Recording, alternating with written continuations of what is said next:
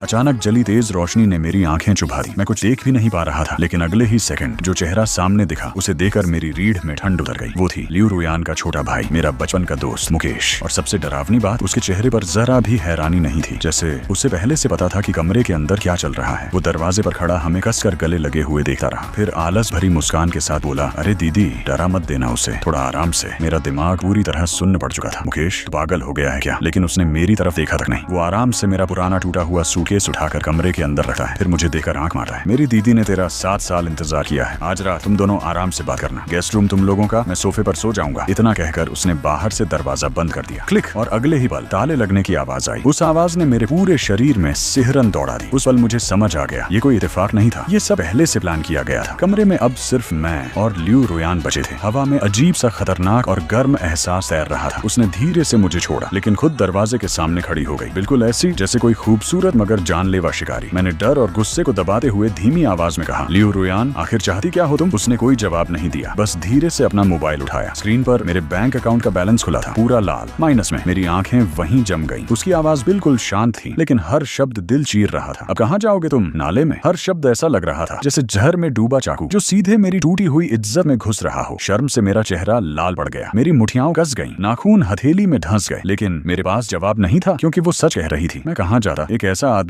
जो कंपनी से निकाला जा चुका था, घर से बाहर फेंक दिया गया था, और जिसे ये तक नहीं पता था कि अगले महीने खाना कहाँ से आएगा। लेकिन तभी लियू रुयान अचानक मेरे करीब आई, इतना करीब कि उसकी सांसें मेरे चेहरे से टकराने लगी। फिर उसने धीरे से मेरे कान में फुसफुसाया, इस बार मैं तुम्हें भागने नहीं दूंगी। और उसी पल मेरे फोन पर एक मैसेज आया। स्क्रीन पर सिर्फ एक लाइन लिखी थी, मुकेश सब सच नहीं जानता।